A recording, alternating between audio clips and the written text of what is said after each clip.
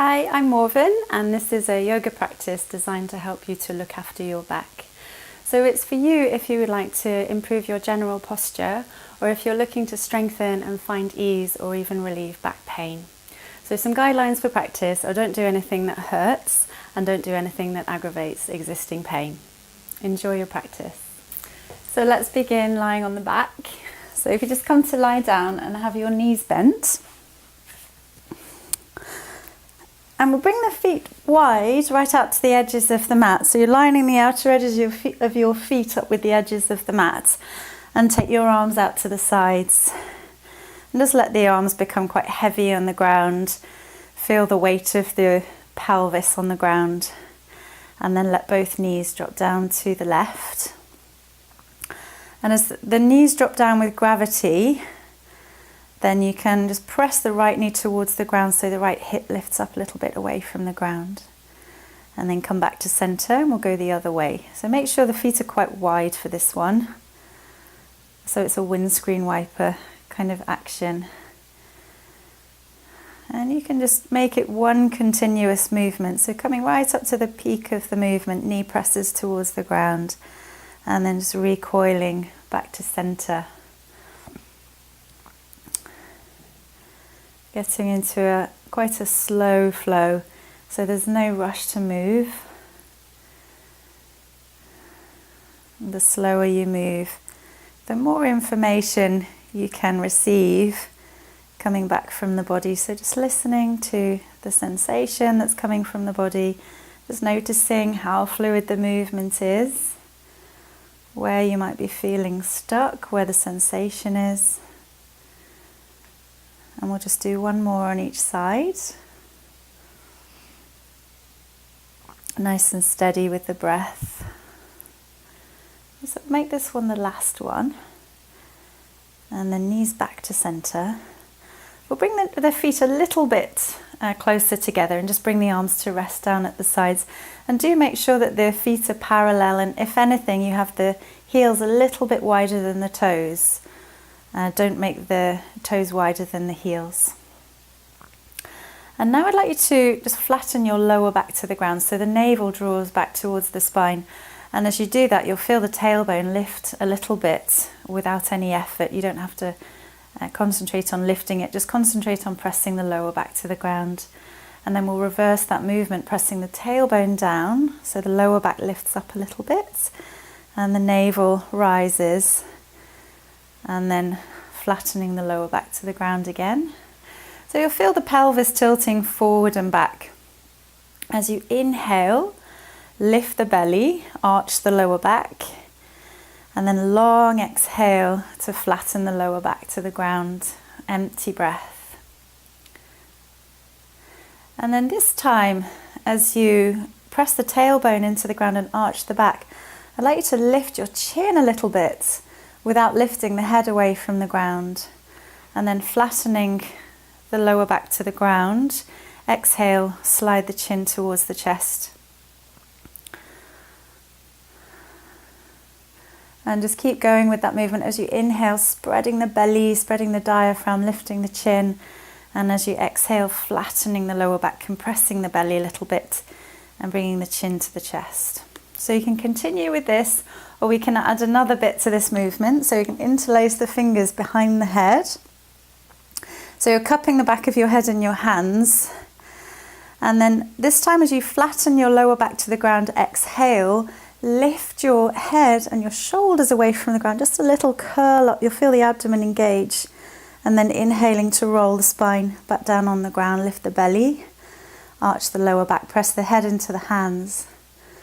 And we'll do that 2 more times. So exhaling to compress the belly, lift the head, and then inhaling to arch the back and open across the front of the body, open the front of the spine.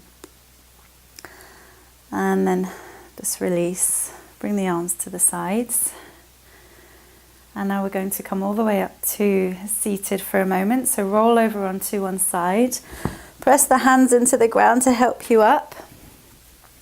And we're going to come all the way down to lie on the belly. Now I'm going to take a blanket to put under the front hips, just for extra comfort, so you can choose to do that or not. And I'm going to have a yoga brick that's going to go in between my feet. Now if you don't have one of those or something similar, then don't worry, you can do it without the brick. So come and lie down on your front and have your brick in between your ankles, so the short end of the brick is on the inner ankle, and then just come and lie down on your front. So come and lie down so that the tip of the forehead rests on the ground, and we'll bring the arms to the sides. So the arms are alongside the torso, fingertips pointing down towards the ground. And now give the brick a little squeeze here with the inner ankles, so you can feel the inner thigh muscles switching on. Lengthen the tailbone down, so you're pressing the tailbone towards the heels, and then lift your upper body away from the ground. Remember, don't do anything that hurts or twinges the lower back. Lift the arms, roll the shoulders back. And then if that feels fine, keep squeezing the brick, and then see if you can lift the legs away from the ground. This is a variation of locust pose. And then come all the way back down. So we're going to keep moving like this, moving with the breath. So we'll inhale to lift up, and then exhale to come down. And if it feels like too much, you can either just do the upper body or just do the legs. Keep moving with the breath. Inhaling up, make the body as long as you can. Exhaling to come down, and this time we're going to hold it. So we'll inhale to come up, and we'll hold it for about 3 breaths. From your pelvis, reach all the way down to your toes, and from your pelvis, lift all the way up to your crown. One more breath, inhaling just a little bit higher, and then exhaling, coming down to rest. Make a pillow with your hands, so you can rest one hand on top of the other and rest your cheek. Take a couple of recovery breaths here. Place the hands under the shoulders, and we're going to press all the way back into child's pose. So if you're using a brick here, then you can just get rid of that for now. If you've got a blanket, it's quite nice to put the blanket here at the tops of the thighs and then fold forward. And if your forehead isn't reaching the ground, then you can just stack your fists and rest your forehead on your fists. If you've got the mobility, then bring the forehead all the way to the ground and reach the arms up towards the top of the mat. And take a few breaths here into your belly. And notice if there's sensation with the breath in the lower back as the belly expands. Sometimes you can also feel an expansion, a softening in the muscles of the lower back. Let's come up. So walking the hands towards you, we're going to slowly uncurl through the spine. So building that central column of the spine, just one vertebra at a time. Shoulders and the head will come up last. Let's put the blanket to one side and come and lie on your back again. So same position we began in, with the knees bent and the feet standing on the floor. And now I'd like you to bring your awareness into the back of your pelvis, into the sacroiliac joint, which is that juncture just in the middle of the back of the pelvis. And as you rest the back of the pelvis into the ground, just sense a softening of the muscles around the back of the pelvis. Spread the back of the pelvis, melt the back of the pelvis into the ground. So you really feel the weight of the pelvis on the ground. And now we're going to just shift the weight a little bit towards the left. So if you become aware of your sacrum right in the middle there, at the back of the pelvis, a little triangular shaped bone, you're shifting to the left and then shifting over to the right. Just a tiny little micro movement, shifting the weight over to the left and then over to the right. Little massage here for the sacroiliac joint.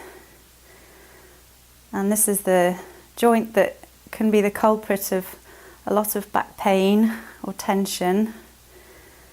It can pick up a lot of tension just from the impact of daily life. So this is a nice way just to create some space and some awareness around the sacroiliac joint, and hopefully free up the lower back a little bit. And then we'll just come back to center, and then imagine that your pelvis is resting on a turntable, and that the turntable is just turning ever so slightly one way and the other. And the action will result in one hip lifting and the other one lowering, and then vice versa. So just tilting the pelvis up on one side, down on the other, and then reverse the movement. Just tiny, tiny micro movements, as if you're kind of spinning around the sacroiliac joint. And then we'll put those two movements together. So it's side to side, up and down. And if I exaggerate the movement, it will look like this. It's a kind of a figure eight movement, but we're going to make it so small that you can hardly see it. So if you just send that message to the body, that side to side, up and down movement, then hopefully the body will understand what to do. It's one of those movements that if you think about it too much, then it stops making sense. So just let the body do what it's going to do. It doesn't matter if it's exactly right. And then just take a rest there. Close your eyes for a moment and just sense into your breath and the movements of the breath. Relax the belly, the lower back. Feel your feet on the ground.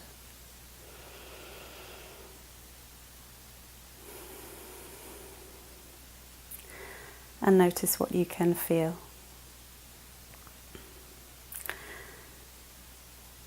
So if you wish to close your practice now, then now would be a good time to stop, or you can remain here and rest for as long as you wish to.